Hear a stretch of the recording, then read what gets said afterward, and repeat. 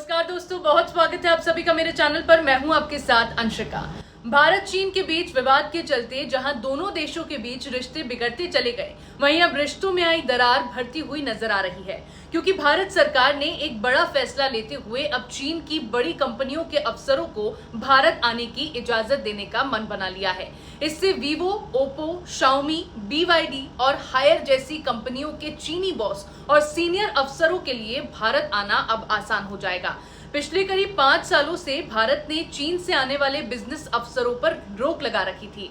एक रिपोर्ट के मुताबिक अब सरकार ने इशारा किया है कि जिन लोगों का काम तकनीकी ना होकर मैनेजमेंट, सेल्स, मार्केटिंग, फाइनेंस या फिर HR से जुड़ा है, उन्हें वीजा मिलने में आसानी होगी।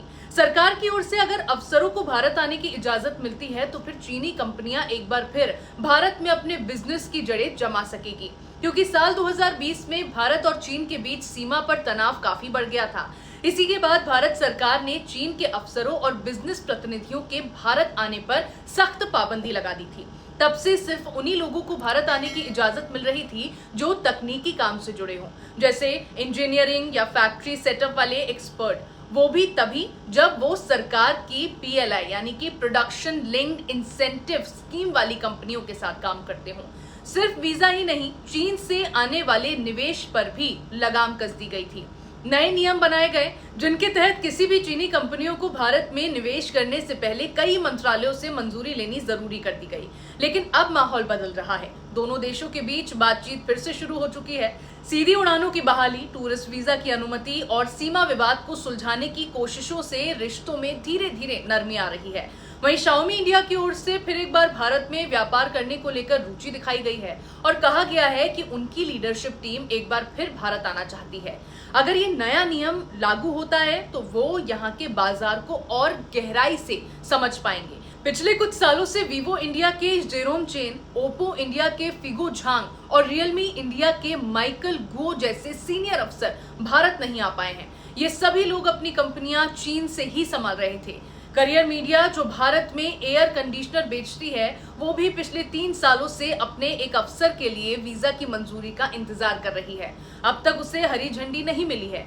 ऐसा ही मामला BYD इंडिया का है। कंपनी अपने 2 डायरेक्टर्स को लेकर वीजा नहीं मिलने की वजह से भारत की कंपनी कानून का पालन नहीं कर पा रही है, जिसमें जरूरी है कि कम से कम एक डायरेक्टर साल में 182 दिन भारत में मौजूद रहे।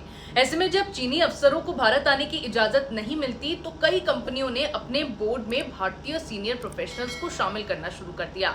उधर भारत की मैन्युफैक्चरिंग कंपनियां जैसे डिक्सन टेक्नोलॉजी, एम्बर एंटरप्राइजेस और ईपैक ड्यूरेबल्स को बार बार चीन जाकर मीटिंग्स करनी पड़ी, क्योंकि उनके चीनी पार्टनर भारत नहीं आ सकते थे। एक बड़ी मैन्युफैक्चरिंग कंपनी के हेड ने कहा कि जब चीनी अफसर खुद भारत आकर हमारी फैक्ट्री और प्लांट देखते हैं तो उन्हें हमारी क्षमता और इरादों पर यकीन होता है। इससे बातचीत जल्दी आगे बढ़ती है और साथ ही साथ फैसले भी तेजी से होते हैं। भारत में मोबाइल, टीवी, गाड़ियां और दूसरे इलेक्ट्रॉनिक सामान बनाने में जो पार्ट्स लगते हैं, उनका 50 से 65% हिस्सा आज भी चीन से आता है। ऐसे में ये कहना गलत नहीं होगा कि इस सेक्टर में भारत की चीन पर काफी निर्भरता है। भारत और चीन के बीच रिश्तों में अब बदलाव आएगा। इस बात के संकेत तब और तेजी से मिलने लगे जब चीनी विदेश मंत्री वांग ही इस हफ्ते भारत आए। उनकी भारतीय अफसरों से हुई बातचीत में दोनों देशों ने इस बात पर सहमति जताई कि अब मिलकर कारोबार को आगे बढ़ाया जाएगा। सरकार की तरफ से चीन की कंपनियों को ये कहा गया है कि वो भारत की कंपनियों के साथ मिलकर उन सेक्टर्स में काम करें जो सुरक्षा के लिहाज से संवेदनशील ना हो, यानी ऐसे क्षेत्र जहां देश की सुरक्षा पर असर ना पड़े, क्योंकि चीनी कंपनियों को लेकर पहले भी कई ऐसे मामले सामने आ चुके हैं जिसमें ये पाया गया है कि चीन की कंपनियां व्यापार के नाम पर नियमों का उल्लंघन कर रही हैं और यूजर्स का डेटा चोरी किया जा रहा है, जो सुरक्षा के लिहाज से काफी ज्यादा खतरनाक हो सकता है। ऐसे में कड़े शब्दों में चीन को ये समझा दिया गया है कि जो गलती पहले हुई है वो इस फैसले के बाद दोहराई ना जाए, क्योंकि इस बार अगर ऐसा हुआ तो फिर उसका अंजाम भी ठीक नहीं होगा। इसके अलावा प्रधानमंत्री नरेंद्र मोदी भी इसी महीने के आखिर में चीन के तियानजिन शहर जाने वाले हैं। वहां वो शंघाई सहयोग संगठन यानी कि SCO की बैठक में हिस्सा लेंगे और चीन के राष्ट्रपति शी जिनपिंग से मुलाकात भी करेंगे। ये पीएम मोदी की पिछले 7 सालों में चीन की पहली यात्रा होगी।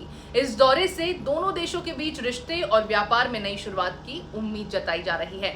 अगर आपको ये वीडियो पसंद आया हो तो मेरे चैनल को सब्सक्राइब जरूर कीजिए और इसी तरह के नए अपडेट्स के लिए बेल आइकन दबाना ना भूलें।